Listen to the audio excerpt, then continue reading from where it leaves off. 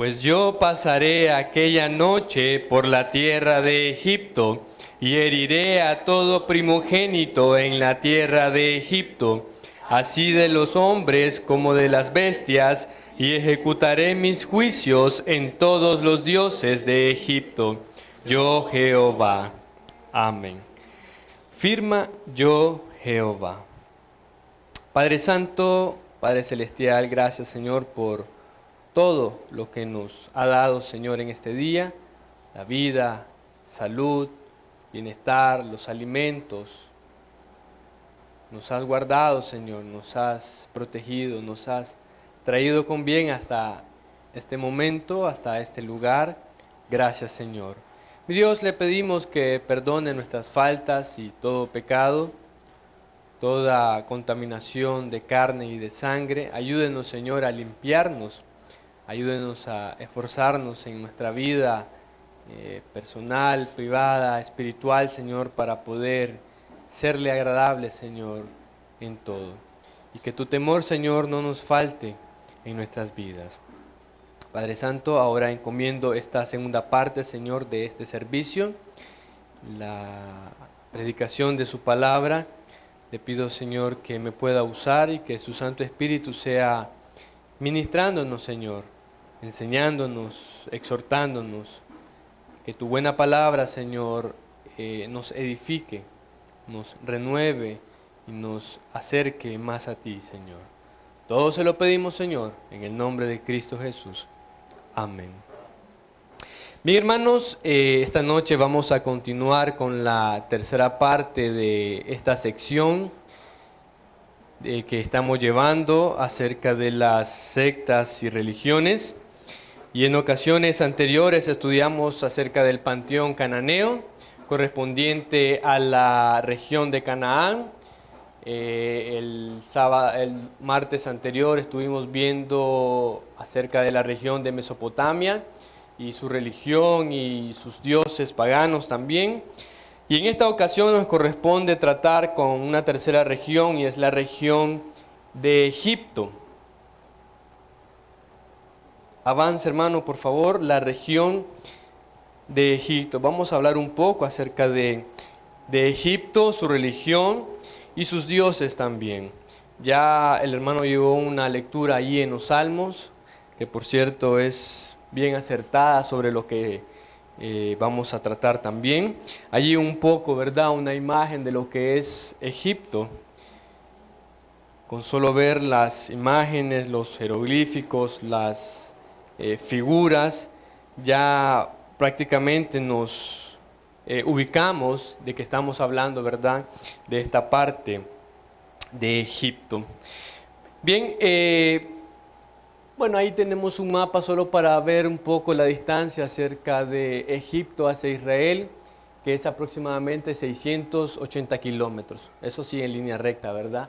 Tendría que dar un gran salto allí al mar, ¿verdad? Pero aproximadamente unos 680 kilómetros de lo que es Israel a Egipto. En tiempos antiguos caminaban bastante, ¿verdad? Aún para el tiempo del apóstol Pablo, pues también recorrían grandes distancias. Bien, hermanos, entonces hablando acerca de Egipto y su religión, la mitología griega es una de las más completas que podemos encontrar. Por eso los dioses de Egipto ocupaban un papel central en la vida de esta antigua civilización, hasta tal punto que los rituales que conocemos en la actualidad provenientes de esta cultura, como es el caso de la momificación, se desprendían del deseo de mantener el cuerpo intacto para la otra vida, la que disfrutarían en el más allá junto a los dioses, ¿verdad? Hablando un poco ya de la religión egipcia y de la mitología y de lo que ellos creían y de lo que aún al tiempo presente es admirado acerca de la momificación y de las técnicas que ellos utilizaban para preservar, ¿verdad?, los cuerpos, según ellos, para gozar en la otra vida con sus dioses.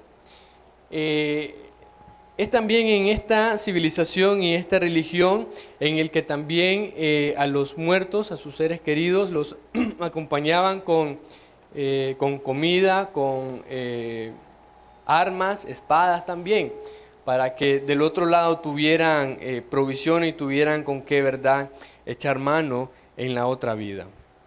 Esta religión, como las muchas otras que hemos venido estudiando, también fueron politeístas, adoraban a muchos dioses. El panteón egipcio no se queda atrás, hermanos, tiene una gran cantidad de dioses paganos y de figuras, como al igual que en las otras civilizaciones y religiones también tenían dioses en cada pueblo, en cada ciudad, patronos como ellos lo llamaban, y que al día presente también se llaman, ¿verdad? Pastor hacía referencia la otra vez de ello. Habían entonces dioses en cada ciudad y en cada lugar, al igual que templos también, eran politeístas. A lo largo de esta vasta historia de esta civilización antigua, distintos dioses estuvieron a la cabeza como los más importantes, siendo siempre el faraón representante de la deidad del cielo en la tierra, por lo que era visto por el pueblo como un ser de luz especial y no solamente como un gobernante.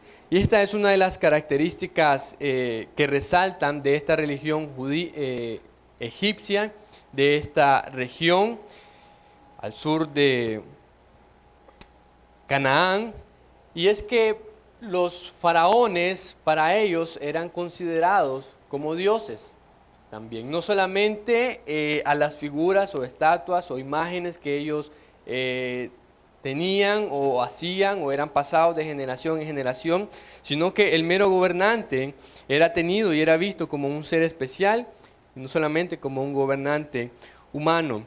Al igual que en las otras religiones, había una estrecha relación entre los dioses y el pueblo, porque en ellos se encontraban explicaciones a los sucesos naturales y a los giros que sus propias vidas daban, a diversos aspectos relacionados con el alma y la naturaleza humana, y muchas de las cosas que ocurrían a su alrededor. Para ellos encontraban sentido de todo lo que pasaba a su alrededor y en su vida en los dioses. Y como había un Dios para cada cosa, entonces ahí ellos era parte de su creencia, de su tradición, de su mitología, de lo que ellos habían aprendido y de lo que creían y por lo que también por ello morían. La religión egipcia consistió en una compleja combinación de creencias, prácticas y rituales que abarcaban cuestiones espirituales, mitológicas, medicinales y mágicas también. Vale decir que esta perduró los 3000 años que existió la antigua civilización egipcia, aproximadamente desde el 3150 a.C. al 31 a.C., momento en el cual el Imperio Romano la derrocó. Al igual que la región de Mesopotamia, se puede decir que esta otra parte le sigue en edad, aproximadamente unos 3000 años de antigüedad y de historia antes de Cristo, ¿verdad? Es lo que se data. La Biblia, hermanos, hace referencia a Egipto y a sus habitantes por lo menos unas 500 veces. Si usted agarra una concordancia o ahora en su celular y pone la palabra Egipto, no va a encontrar, no va a hallar menos de 500 veces, son más. Y otra característica es de que a Egipto por lo general se le llama Misraín en las escrituras hebreas, debido a la importancia de los descendientes de ese hijo de Cam, ya que en esa parte de Egipto es donde se estableció, ¿verdad?, Cam y su descendencia, allá después del diluvio. En algunos salmos se le denomina la tierra de Cam, como en el Salmo 105 y en el Salmo 106. Realmente Egipto ocupa un lugar muy importante en las Escrituras, muchas veces mencionados, pero aún es importante para el propio pueblo de Israel. Recordemos que Egipto en su tiempo, podemos decir, fue el granero del mundo anterior, el granero del mundo anterior. Para cuando Dios puso a José como gobernador en Egipto, recordemos aquella gran hambre que había y todos los pueblos de la tierra desmayaban a causa del hambre, pero Dios había provisto un hombre según sus planes y lo mandó allí a esa región, a esa nación de Egipto, para allí, dice, preservar vida a la posteridad de su pueblo. Entonces hay una importante, ¿verdad?, relación entre Egipto, las escrituras y el propio pueblo de Israel. En ese tiempo Egipto fue un lugar seguro y de provisión para el pueblo de Israel. ¿Recuerdan cuántas personas entraron a Egipto? 75. Y salieron un montón. 1 millón, 2 millones, más o menos ahí anda la cuenta. Entonces, realmente Egipto fue como una incubadora para los hijos de Israel, para que ellos pudieran crecer y multiplicarse. Se dice de Egipto así, esta expresión, como una incubadora acerca del pueblo de Israel. Yo creo que es muy acertada. Pero lo que un día fue un lugar seguro para las 12 tribus de Israel, al otro se convirtió en su verdugo, reduciendo el pueblo a esclavos. Reduciendo el pueblo a esclavos, y si recuerda, ¿verdad?, la narrativa bíblica, esto es cuando ya José muere y toda aquella generación también muere. Luego se levanta otro faraón que no conocía a Jehová, y pues pensando él, astutamente, los hizo esclavos al pueblo de Israel. La tierra de Egipto fue el escenario donde Dios ejecutó sus juicios en todos los dioses de Egipto como en ningún otro lugar. Todos conocemos el relato de las 10 plagas de Egipto, pero poco conocemos la verdad de lo que encierra cada plaga y su significado. Podemos mencionarlas. Yo creo que ya en la escuela dominical viene pronto ese tema. Pronto lo van a ver. Conocemos las plagas, que convierte en sangre las aguas del río Nilo, la plaga de las ranas, de los piojos, de las langostas, de la peste en el ganado, etcétera, etcétera. Avance un poco, hermano, por favor. Pero, ¿qué hay detrás realmente de esas plagas? ¿Cuál fue el verdadero propósito? ¿Cuál fue el verdadero propósito de esas plagas? ¿Fue solamente azotar al pueblo de Egipto, a Faraón, por haberse negado a dejar ir al pueblo de Israel? No solamente fue eso. Podemos ver que hay 3 aspectos fundamentales y los puse allí en pantalla para que lo pudieran ver. Primero es la relación de Yahvé como único Dios, Señor y Juez. Acerca o a favor de la intervención divina para la liberación del pueblo de Dios, que desprestigia a la religión politeísta. Dice que también mina las bases del poder político y económico y las autoridades y expresa el sentido de justicia divina y la libertad. Aquel pueblo que estaba oprimido, que era esclavo, que estaba reducido a servidumbre, en el que no tenía derecho alguno. Un día Dios, su Dios no muy lejano, que estaba pendiente de ellos y que estaba atento a su clamor, un día se pronunció. Mandó un hombre, un salvador, un libertador, por el cual él iba a ejecutar sus maravillosos juicios en aquella nación. Como segundo aspecto fundamental tenemos que la presentación de los adoradores de Yahvé como pueblo elegido. El relato expone que Yahvé escuchó con misericordia los lamentos de su pueblo, los favoreció, los protegió de las plagas que él mismo mandó y los guió en su camino. Y en tercero es que cada juicio es un instrumento de corrección moral ante la persistencia del pecado y se trata de una condena al pecado cometido de forma consciente, deliberada y obstinada. La perdición de Faraón yace en su orgullo y soberbia, que le impiden escuchar las advertencias del profeta y enmendar sus acciones. Básicamente estos tres aspectos, la relación de Dios con su pueblo, que el pueblo no estaba solo, aunque estaba sufriendo, mas ya había sido profetizado mucho tiempo antes, cuando Dios llamó a Abraham. Ya le había dicho que el pueblo iba a descender allí, que iba a pasar 400 años siendo esclavo. Mas sin embargo, Dios no estaba lejos de su pueblo, sino que todo era parte del plan de Dios y de la provisión de Dios para preservar y guardar a su pueblo.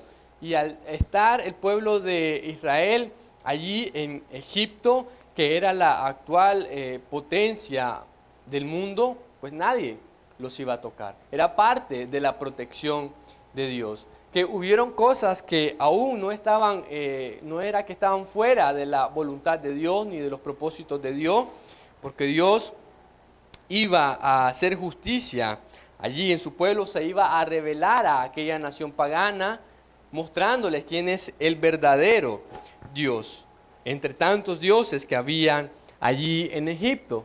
Bueno, una imagen con reseña, ¿verdad?, de todas las plagas de Egipto. Avance, hermano, por favor, y vamos a entrar un poco en materia acerca de cada una de las plagas. Vamos a hablar un poco de ellas, de su significado y de lo que en realidad conlleva lo que está detrás, ¿verdad? El ataque y la humillación de Dios hacia las deidades de Egipto. Y entonces tenemos en primer lugar la plaga de el río Nilo en sangre, que convierte las aguas del río en sangre.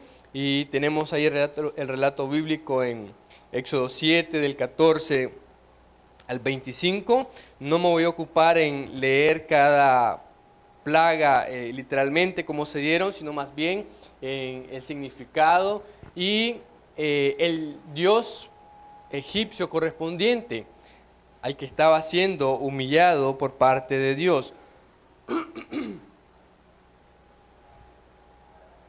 Ok. ¿Qué significa las aguas del río Nilo en sangre? Desde el punto de vista bíblico, la contaminación de las aguas simboliza, primero, la demostración del poder de Dios frente a los ídolos egipcios y Faraón. Y Faraón, que pretendían ser divinos. Los nativos creían que los dioses Hapi, Nun, Okun, Satet, Osiris y otros protegían al Nilo. Protegían al Nilo. Dentro de la religión egipcia habían dioses del Nilo que guardaban el Nilo. Eso es una primera parte, un primer significado de lo que en realidad es esta plaga del río Nilo en sangre. Y en segundo lugar, es un castigo por la masacre de los niños hebreos. ¿Cuándo se dio esta masacre? Si hace un poco de memoria. ¿Cuándo se dio esta masacre de los niños hebreos? Eso lo encuentra allí en Éxodo 1, 8 al 22. De cuando recién el faraón que se levantó y mandó a esclavizar al pueblo, le dijo a las parteras hebreas que cuando las mujeres parían y vieran el sexo, si era niña, le conservaran la vida, pero que si era varón, lo mataran. Ya sea allí o bien que lo echaran al río Nilo. Entonces, esta plaga sobre el río Nilo viene a confrontar y a humillar a estos dioses que se dice que son guardas del río Nilo. Y también, como tercer aspecto, simboliza un golpe al poder político y económico de Egipto que hirió el orgullo de Faraón. Porque el Nilo era el centro económico y la principal vía de comunicación de Egipto. O sea que aquel comercio se vio afectado. Así que para ese tiempo fue un golpe duro a la economía, al comercio del reino de Egipto. Entonces básicamente son esas tres cosas, de que Dios estaba humillando a los dioses de Egipto, a aquellos que se consideraban como guardas del río Nilo, porque aquel pueblo se enorgullecía y para ellos el Nilo era lo máximo, era proveedor de vida, era como un dios. Y los dioses que están involucrados son, el anterior es Hapi, se llama Hapi, ese dios, dice que era un dios de la tierra fértil, dios de la fertilidad, era considerado el responsable de las crecidas anuales del río Nilo, que permitían el desarrollo de los cultivos. A este Hapi se le representa como un hombre con grandes pechos y vientre, lo que significa fertilidad y éxito. Hapi era para ellos, el anterior hermano, era el dios del río Nilo, el encargado de que se ocurrieran aquellas crecidas anuales, lo que permitía el desarrollo en los cultivos y que aquella tierra estuviera fértil y que fuera muy productiva. Entonces es ese feo que está ahí, ¿verdad? Para ellos ese es el dios del Nilo. Avance, hermano, por favor. Creo que hay otras imágenes. Esa es otra imagen, otra representación. Dice que era un hombre, dice, con pechos y vientre. Un hombre con pechos y vientre. Este otro es Nun o Kun, conocido como el gran alfarero. Dice que este fue un dios primitivo del Alto Egipto. En el Antiguo Egipto se dividía en tres partes: el Alto Egipto, el Medio Egipto y el Bajo Egipto. Probablemente dice que era originario de Nubia.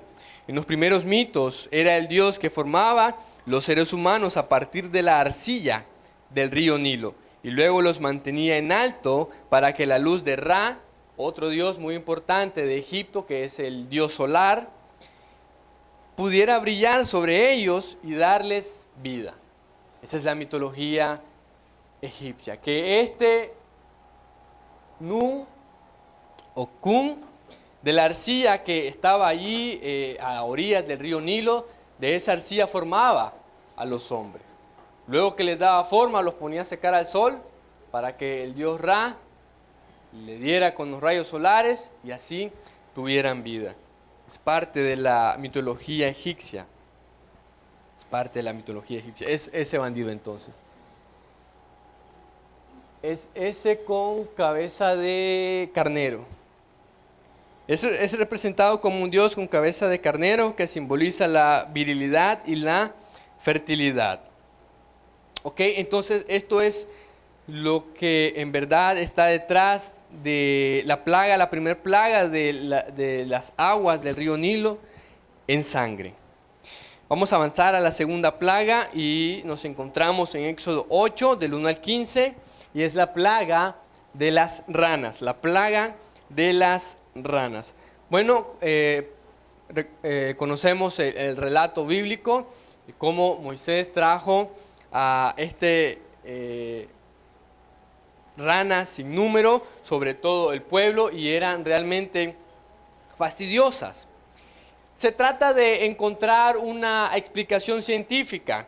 Dicen los científicos que describen un fenómeno llamado lluvia de ranas, que en algunas ocasiones, tras tormentas o fenómenos que alteran las condiciones del hábitat acuático, las ranas salen masivamente y se dispersan en busca de alimento, arrasan con los cultivos y generan otros problemas.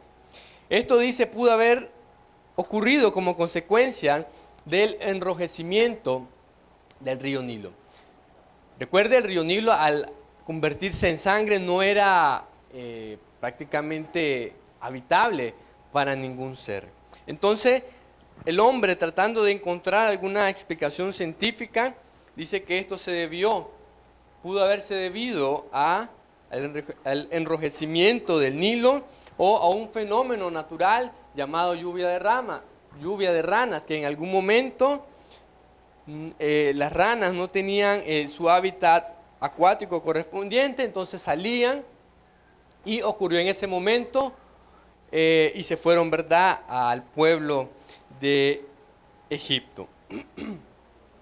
Pero lo que está detrás y la verdad es que la plaga de las ranas simboliza el quiebre del sistema normativo religioso de los egipcios y de nuevo un golpe a la economía agrícola del reino.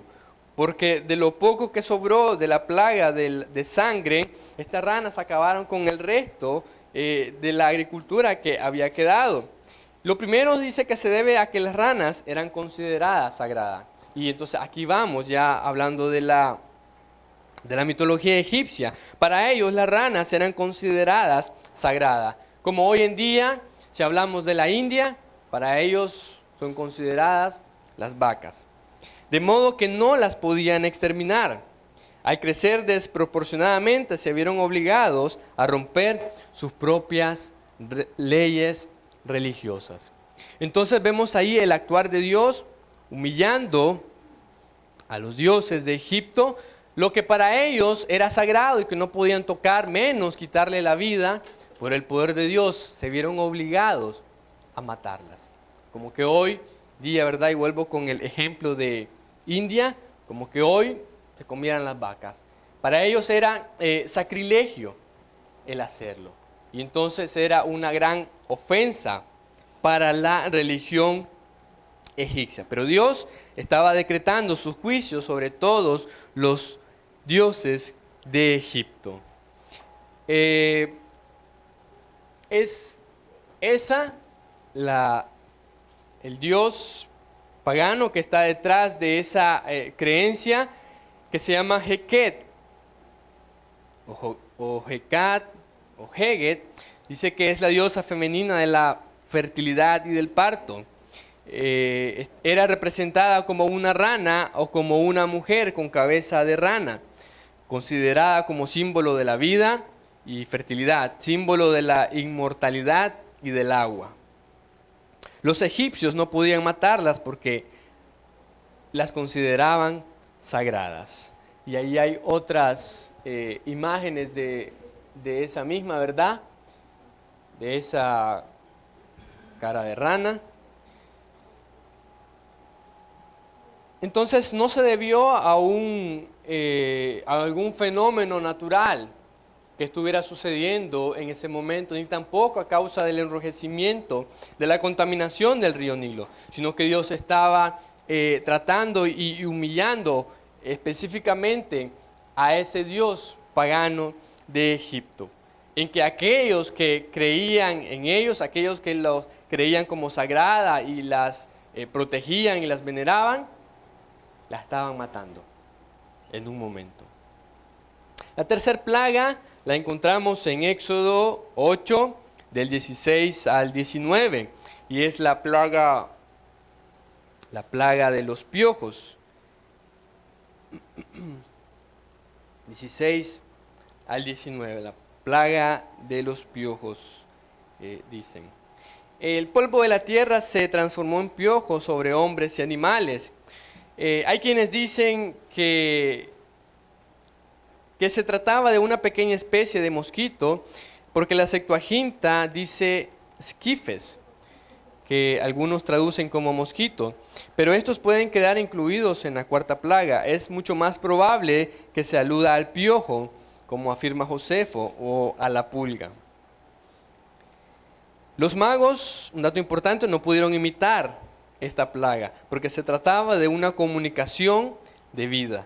Tuvieron que reconocer: dedo de Dios es este, dedo de Dios es este.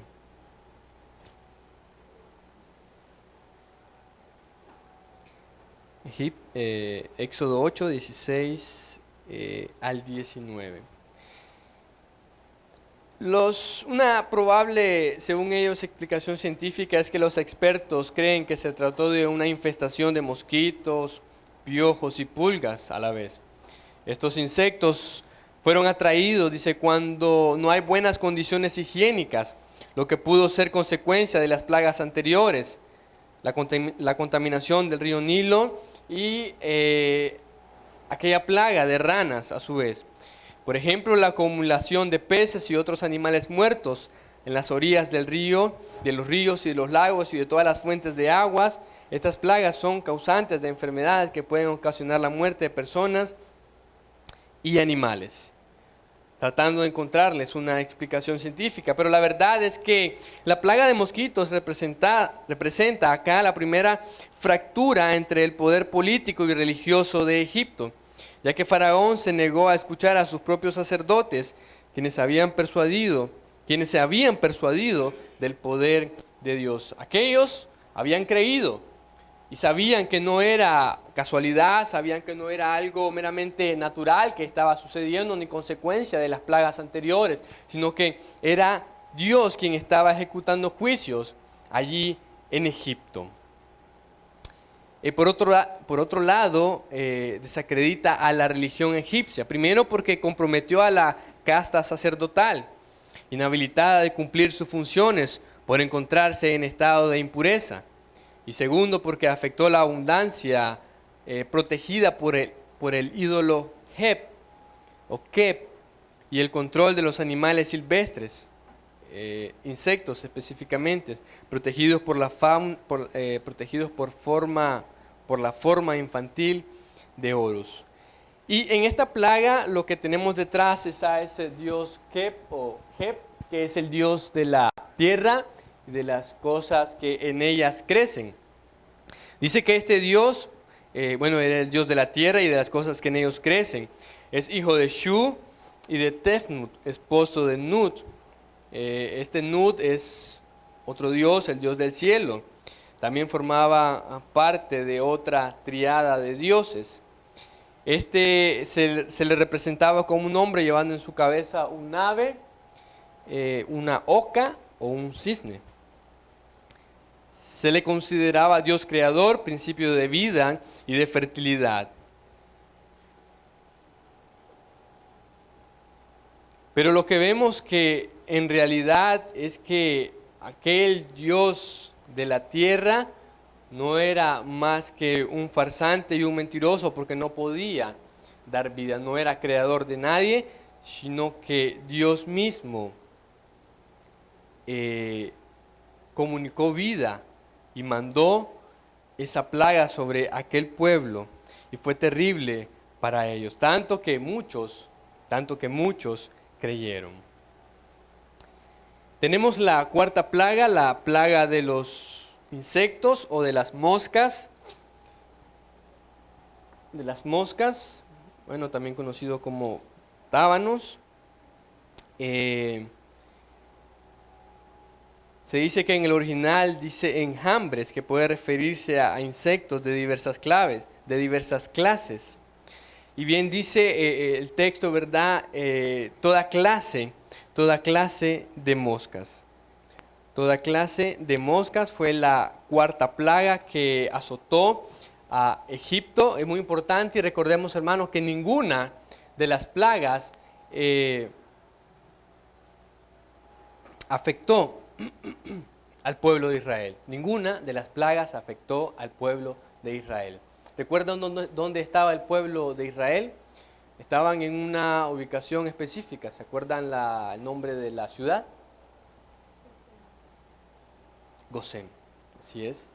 Ahora, la plaga, el significado, la plaga de tábanos o moscas puede interpretarse como símbolo de la corrupción del pecado y recordatorio de la mortalidad humana. También puede ser una afrenta contra la deidad Dua-Ur, encargada de purificar el rostro de Faraón, pero que no pudo, porque las moscas se paraban en todo lugar y en todas las personas. Pero sobre todo, este pasaje es una exposición de la solidaridad de Yahvé con su pueblo de adoradores. Y ahí ese es el Dios, Uachit, Dios en forma de insecto. Todos son antropomórficos, todos tienen forma humana en combinación con animales. En eso las deidades paganas y las religiones pues son iguales. Quinta plaga, tenemos la plaga del ganado en Éxodo 9, 1 al 5.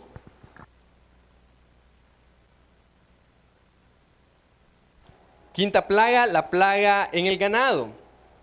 Esta peste del ganado representa por un lado otro golpe a la seguridad económica del reino egipcio de aquel entonces. Por otro lado señala la caída de Hathor, diosa a quien se representa como una vaca con disco solar y que se asocia a la renovación y a la fertilidad. Fue un golpe duro para la economía del pueblo de Egipto, el que todo su ganado pereciera, mas del ganado de los hijos de Israel no pereció ninguno. Ya hace mención de que fue para humillar a Hathor, pero también a Atá, que significa señor de la magia. Este fue conocido como un dios de la creación en la mitología de Egipto. Entre sus capacidades era que fue maestro de la construcción, albañilería, patrón de artesanos y arquitectos. También tenía el poder de sanar. Pero ¿qué pasó con Ta?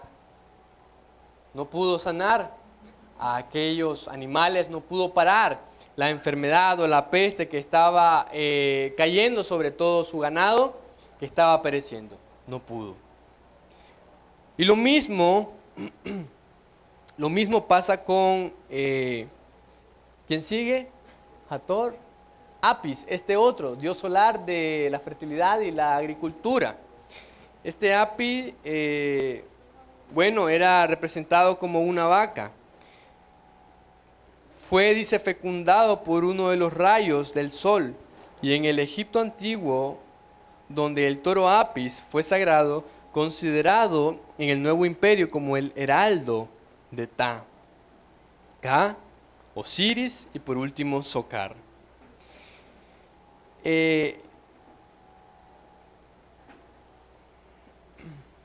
Este es otro de los que estaba allí involucrado y que fue también humillado.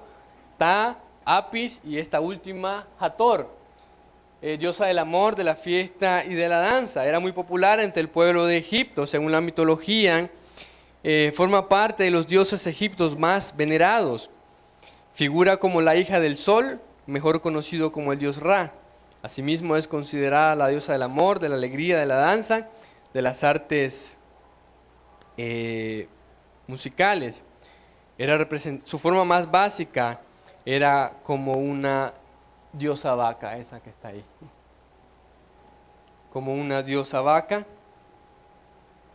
Y ninguno de estos dioses pudo parar el poder de Dios al exterminar todo el ganado de Egipto. ¿Y qué estaba haciendo con ellos? Pues estaba quebrantando su sustento, les estaba quitando el alimento.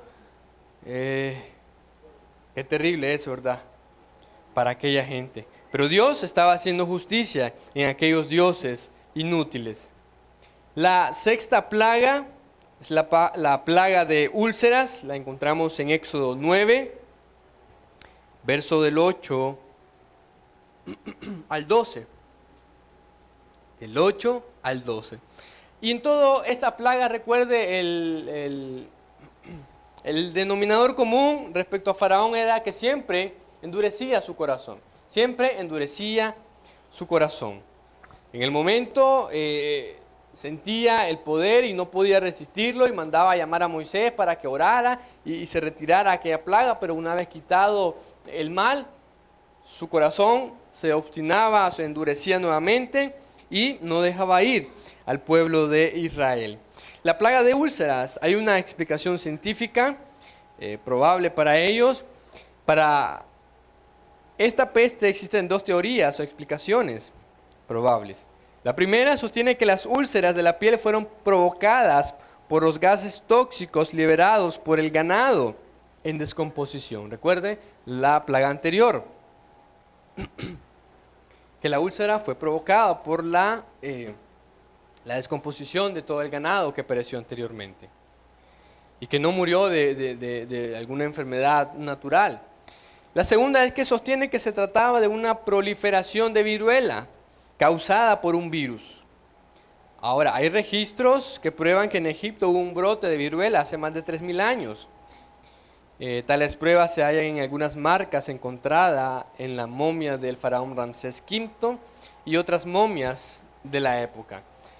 Ellos, tratando de encontrar una explicación científica, queriendo medir a Dios por medio de la ciencia, encuentran estas dos teorías.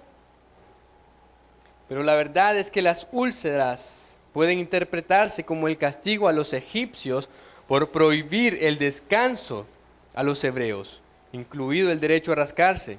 Los egipcios también los obligaban a prepararles el baño con agua caliente, lo cual era muy trabajoso.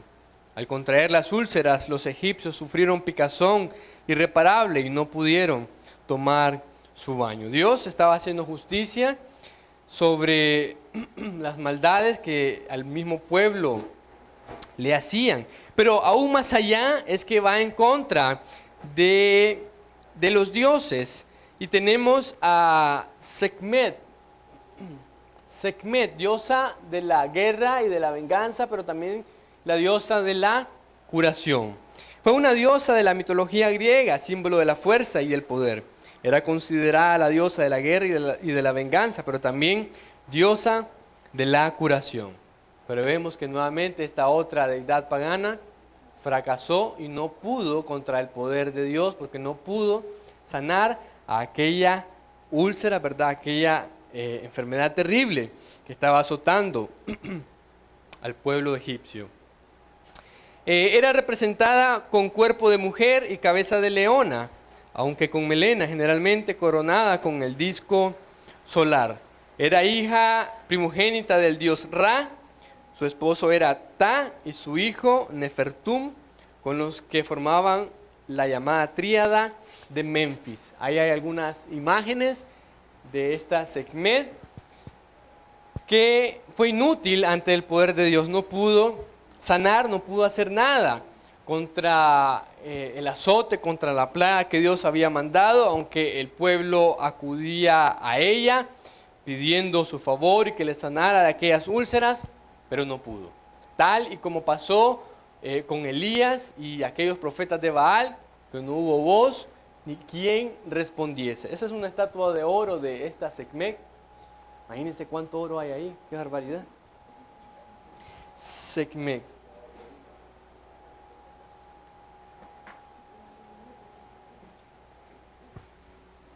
Séptima plaga, la plaga del granizo, está en Éxodo 9, del 13 al 35. Del 9 al 35. Era granizo mezclado con fuego. Hay evidencias de que no se trató de un granizo normal. La antigua tradición judía afirma que se trataba de piedras calientes. Piedras calientes. Es posible que el fenómeno descrito aquí estuviera relacionado con algún fenómeno de carácter cósmico y que fuera una granizada de una grava procedente de la descomposición de un cometa. Sin embargo, la tierra de Gosén no quedó afectada en lo más mínimo. Una explicación probable científica para ellos es que los estudios parecen indicar que cerca de la isla Creta, ubicada en el mar Egeo, hubo una erupción volcánica del volcán Santorini hace cerca de 3500 años, hablando de la misma época. Es probable que la ceniza volcánica haya sido arrastrada hasta la región de Egipto. Allí, al mezclarse con las tormentas eléctricas propias del lugar, pudo haberse convertido en granizo ígneo, formado de hielo y materia volcánica.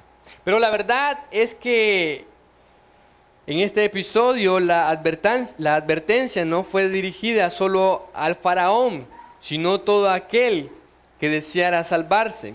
Por ende, representa la extensión de la misericordia de Yahvé a los gentiles no hebreos. Y no es de extrañar que el símbolo de castigo sea la unión de hielo y fuego, que simboliza la unión de los contrarios. No había salvación en ese momento al estar cayendo aquella lluvia de granizo. Aunque corrieran, aunque se escondieran, no podían, ni sus dioses podían con aquella lluvia, con aquel granizo. Y tenemos uno de sus dioses, a Set.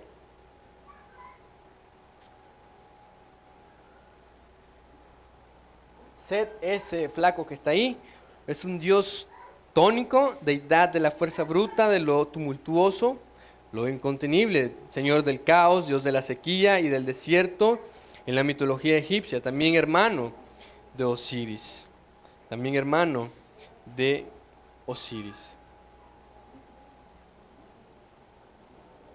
Este Set era terrible, dice que asesinó y partió en trozos a su propio hermano Osiris, usurpando su trono.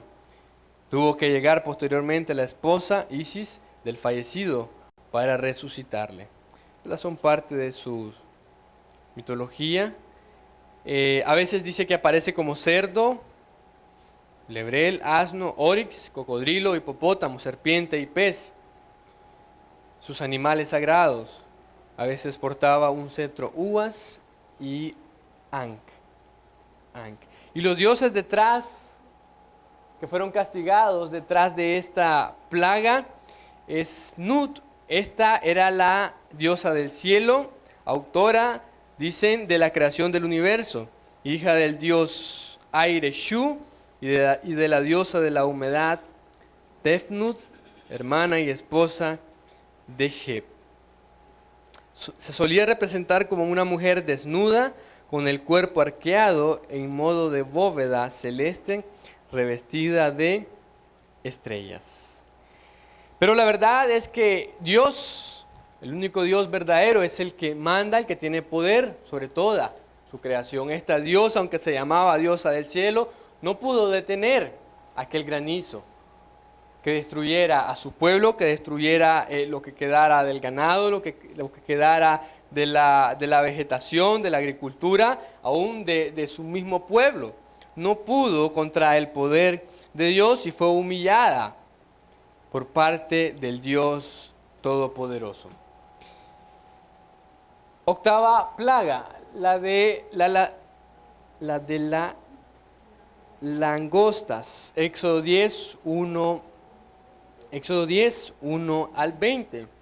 Dicen de que, según los expertos, señalan que la plaga de langosta fue una consecuencia de la erupción del volcán Santorini, ya lo habían mencionado anteriormente. La expulsión de ceniza volcánica habría provocado una serie de alteraciones climáticas que favorecieron el fenómeno. Tales condiciones serían específicamente el exceso de lluvia y una gran concentración de humedad, todo lo cual favorecía la reproducción descontrolada de estos insectos. Y aquella plaga que vino arrasó con lo que quedó de la vegetación. Y el significado es que Faraón, la plaga de langostas representa el quiebre económico final de Faraón. Ya lo había hecho con las ranas, ya lo había hecho con el río Nilo, ya lo había hecho con las otras plagas, pero este fue el golpe de gracia. Representa el quiebre económico final de Faraón y de la división con su propio pueblo, ya que éste le pidió que dejaran marchar a los hebreos.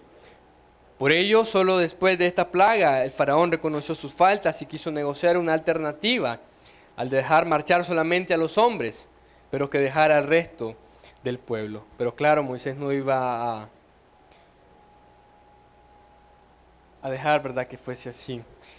Los dioses que están detrás de esto es Osiris, es un dios, dice, y rey mítico del antiguo Egipto. Según la mitología egipcia, fue el inventor de la agricultura y religión, y la religión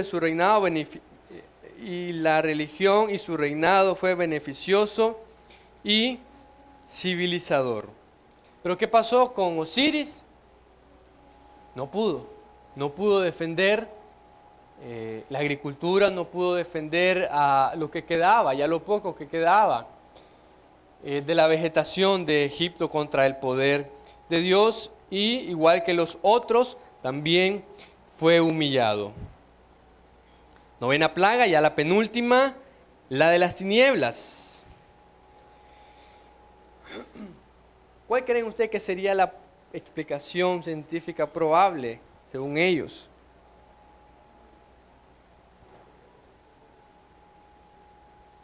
Lo más fácil es que se diera un eclipse. Un eclipse. Y hay documentación sobre, sobre un fenómeno de este tipo ocurrido en el año 1223 antes de Cristo. Simbólicamente, el significado real es que simbólicamente la plaga de las tinieblas representa la ceguera de Faraón y por extensión del pecador, que se resiste a reconocer la voz de Dios. Recordemos también que los egipcios adoraban al dios Sol, de modo que la oscuridad simboliza también la caída del último ídolo egipcio desde la perspectiva bíblica. ¿Quién era ese dios Sol? Era Ra. El dios Sol no pudo alumbrar, no pudo ahuyentar aquellas tinieblas que venían por parte del poder de Dios. No pudo. Eso que era el dios solar, menos mal. Dios que representaba el sol del mediodía en su máximo esplendor. ¿Qué le parece? El sol en su máximo esplendor fue apagado. Fue apagado, fue humillado por el poder de Dios. Dice que este posee un cuerpo de hombre con cabeza de halcón y se representa con el disco solar. Ahí lo tenemos, ese hombre con cuerpo de halcón. Hombre con cuerpo de halcón. Cabeza de halcón. Y la última plaga, pues ya sabemos, ¿verdad? ¿Cuál es? La muerte de los primogénitos. La muerte de los primogénitos. Esta está en Éxodo 11, del 1 hasta el capítulo 12, 36. Todo el relato bíblico abarca desde Éxodo 7, 14 hasta el 12, 36 de Éxodo. Unos hermosos capítulos donde vemos el poder de Dios humillando a aquellos dioses falsos. La explicación científica, dicen ellos, existen dos hipótesis para explicar la muerte de los primogénitos, y ambas vinculan lo científico con la organización social y laboral del antiguo Egipto. La primera sostiene que el exceso de algas rojas en el río Nilo, que según ellos esto era lo que provocaba aquel rojo en el río Nilo, pero no explican el hedor y la muerte de todos los animales, liberó grandes concentraciones de micotoxinas letales. Los campos de trigo habrían absorbido el agua contaminada con las micotoxinas y los primogénitos solían ser los primeros en recoger el grano de las cosechas, de modo que estaban más expuestos a envenenarse. Entonces, según ellos, su primera explicación es que todos los primogénitos se habían envenenado. Pero no tiene lógica alguna porque ya toditos pues fueron allá a recoger de este trigo envenenado, según ellos. La segunda explicación propone la posibilidad de que haya habido una réplica de la erupción volcánica, otra. Esta habría alzado desde el suelo una nube de dióxido de carbono que pudo causar la muerte. Como los primogénitos tenían el privilegio de dormir en la planta baja, habrían sido los primeros en inhalar el gas mortal. Pero la verdad es que en la antigüedad el hijo primogénito era el más valioso, el más valorado por ser el sucesor del linaje familiar. Por ello este pasaje representa el punto de quiebre de Faraón. Los 9 plagas anteriores fueron específicamente a sus deidades egipcias, pero esta tiene que ver con el mismo Faraón, incapaz de medir las consecuencias de sus acciones y consecuencia de su propio pecado y obstinación y dureza de corazón. El mismo Faraón habría escrito su suerte al acabar con los primogénitos hebreos sin haberles dado nunca la oportunidad de salvación. Este pasaje inscribe también en la simbología propia de los rituales sacrificiales. Para los cristianos puede verse una prefiguración de la muerte de Cristo. Del mismo modo que la liberación llegaría a los hebreos por la muerte del primogénito de Faraón, la salvación llegaría al mundo por el sacrificio de Cristo. Y aquí hay bastante simbología, ¿verdad? Hay un poco de tipos, pero la verdad es que esta fue el toque de gracia para Faraón y todo su pueblo, la muerte de los primogénitos. Pudieron aguantar el río Nilo en sangre, pudieron aguantar una economía baja, pudieron aguantar las otras plagas de los animales, aún sin estar sin alimento por el ganado por algún tiempo, pero no pudieron aguantar la muerte de lo más valioso para ellos, que era su familia, que eran sus hijos, que eran su descendencia. Y en este caso de Faraón, quien era considerado como Dios, pues aquel Dios fue humillado totalmente, su hijo muerto y sin ningún Dios egipcio que lo pudiera proteger. Ninguno totalmente. Entonces, en pocas palabras, tenemos Dios decretando sus juicios. Y vaya conmigo, por favor, para terminar a Números. Bueno, ahí lo tiene, ¿verdad? Números 33:4. Y ya me había parecido ese, fíjese. Número 33, versículo 4.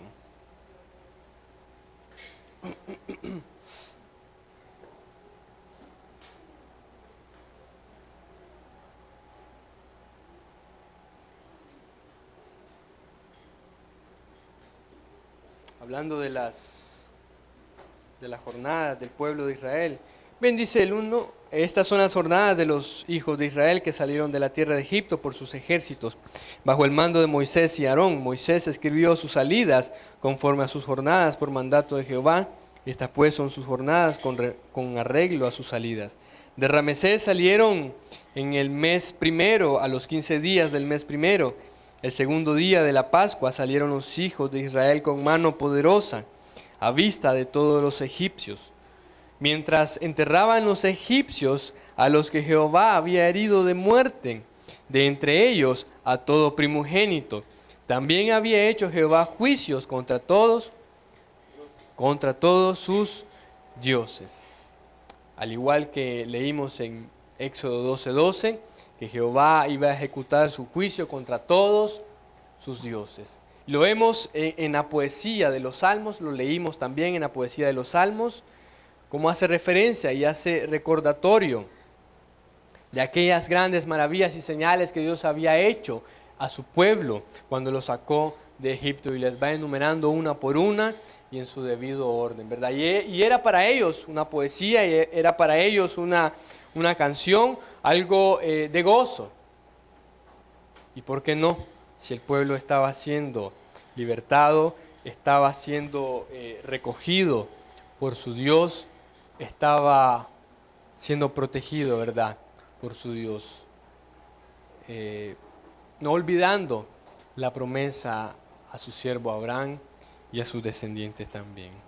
Bien, hermanos, terminamos así por ahora esta parte con esta tercera región. Dios nos bendiga y nos ayude, ¿verdad?, en su palabra cada día.